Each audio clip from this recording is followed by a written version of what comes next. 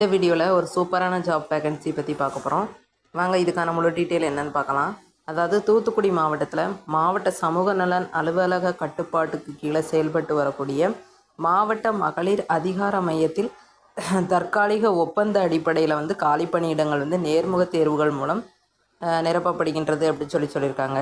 தகுதியான நபர்களிடமிருந்து விண்ணப்பங்கள் வரவேற்கப்படுகின்றது.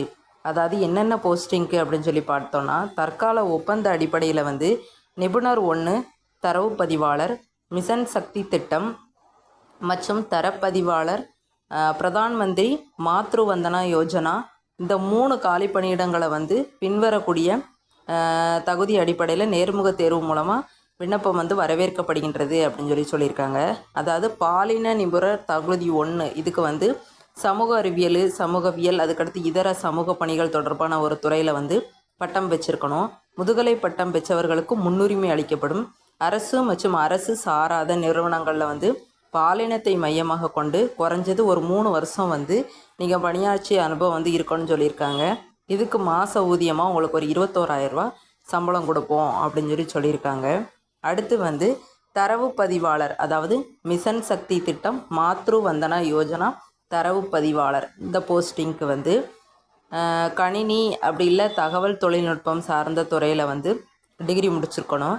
அரசு அப்படி இல்லைன்னா அரசு சாராத தொழில்நுட்பம் நிறுவனங்களில் மாநில அல்லது மாவட்ட அளவில் தரவு மேலாண்மை செயல்முறை ஆவணங்கள் மற்றும் இணையதள அடிப்படையிலான செயல்பாடுகளில் குறைஞ்சது நீங்கள் 3 வருஷம் வேலை பார்த்துருக்கணும் அப்படின்னு சொல்லியிருக்காங்க.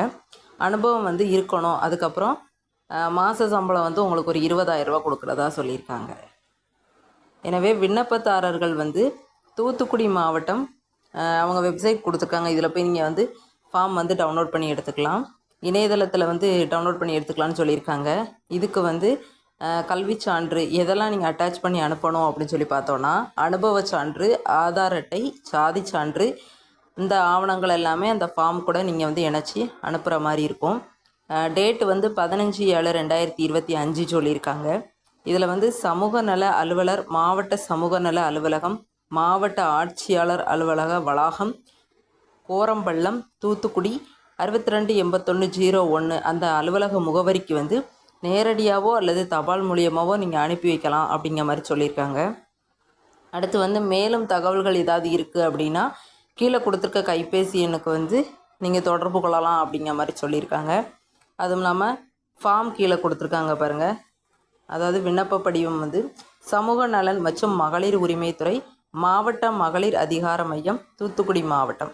அதாவது எந்த போஸ்டிங்க்கு நீங்கள் விண்ணப்பிக்க போகிறீங்களோ அந்த போஸ்டிங்கோட நேம் எழுதிக்கோங்க, ஃபோட்டோ ஒட்டிக்கோங்க, விண்ணப்பதாரரோட பேர், தகப்பனார் அப்படி இல்லைன்னா உங்கள் கணவரோட பேர், பிறந்த தேதி, அடுத்து பாலினம், அடுத்து திருமணமானவரா இல்லையா அப்படிங்கிறத கேட்டிருக்காங்க.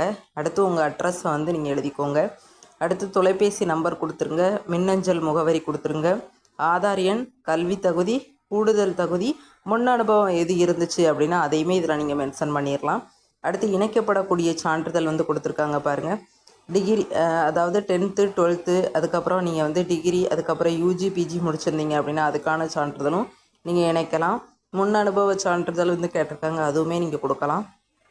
ஆதார் அட்டை ஜெராக்ஸ் கொடுத்துருங்க. அதுக்கடுத்து ஆதரவற்ற மகளிராக இருந்தீங்கன்னா அதுக்கான சான்றிதழ் உங்கள்கிட்ட இருந்துச்சுன்னா அதையும் கொடுத்துருங்க. அடுத்து சாதி சான்றிதழ், இது எல்லாமே கொடுத்துட்டு கீழே உங்கள் பேர் நேம் மென்ஷன் பண்ணி கொடுத்துருங்க. அவ்வளோதான் ஃப்ரெண்ட்ஸ்.